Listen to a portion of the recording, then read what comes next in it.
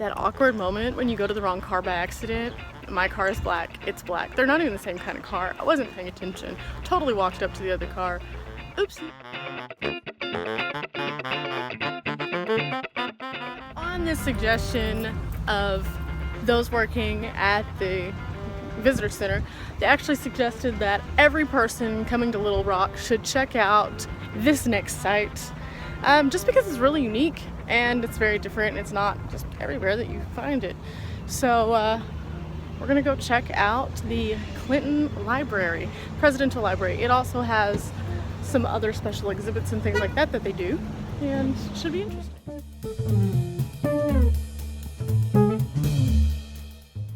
Unlike Texas, where we have a couple people who are acting as former presidents, there's not that many in Arkansas, and that's what makes this a little bit more unique. Each individual president does their own presidential library, and it's very interesting to see how they vastly are different.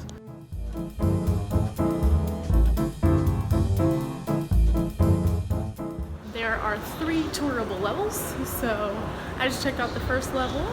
It has the presidential limousine, and they actually got to keep it for the library because President Bush got a new one whenever he came along.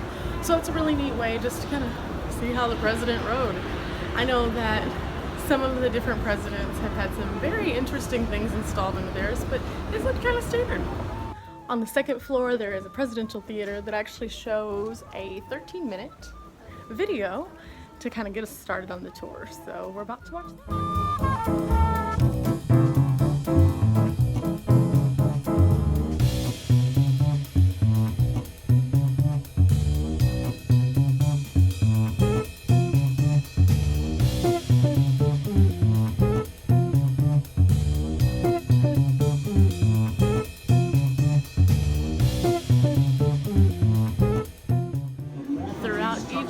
Cubicles that we're looking at right now is a little piece of history.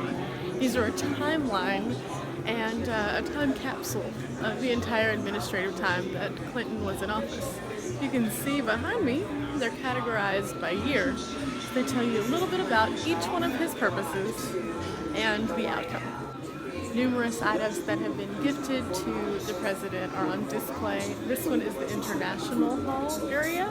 It shows some of the different things from different countries, and above, who the leaders were at the time, who gave those gifts. So it's pretty neat to see how different people have honored the president and how different countries connect with different bonds.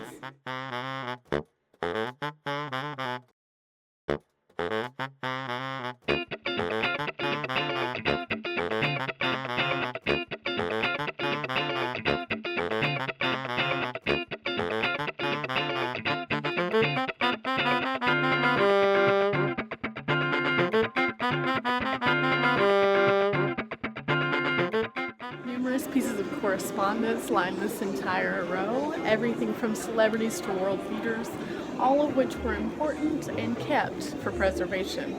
Now in here you can read some different stories basically from each of these, some congratulating, some being thankful, others just in correspondence to previous letters.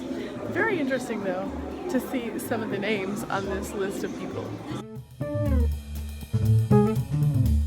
Each of these journals tells a detailed listing as to what the president was doing on each individual day. This is an itinerary of sorts to keep everything on track for not only himself but staff. This particular day is my birthday, and nowhere on here do I see "Tell Crystal happy birthday," but it does look like he had a lot of meetings in the Oval Office that day.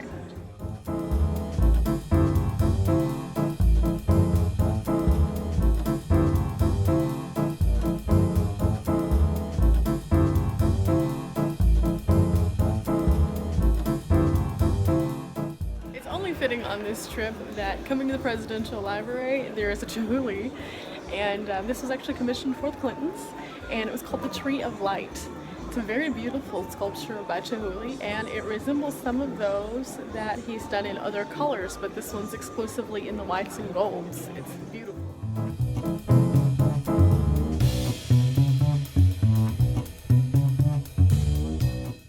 So that was a recreation of the Oval Office, and it's pretty cool because you can actually go in and have a seat at the desk and things like that, and they'll take your picture and you can take home a nice souvenir of you in the White House. Isn't that cool? All in all, whenever they suggested I should come to the Presidential Library at Central as the other big thing that I should do on my civil rights tour, I didn't completely understand.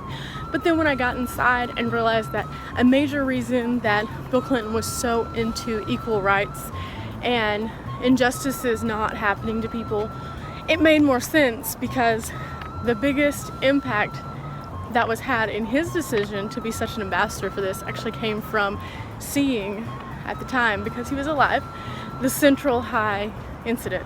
Now, whenever I was there at the museum, I noticed that it had a big impact on me, because I feel like everybody should be treated equally, and it really makes me mad when people aren't. But to actually be there during the time, I could see how that could have a vast impact on how you do things and how you live your life. I don't typically fly my little flag of what I think politically or anything like that, but I do like to say that everybody is created equal.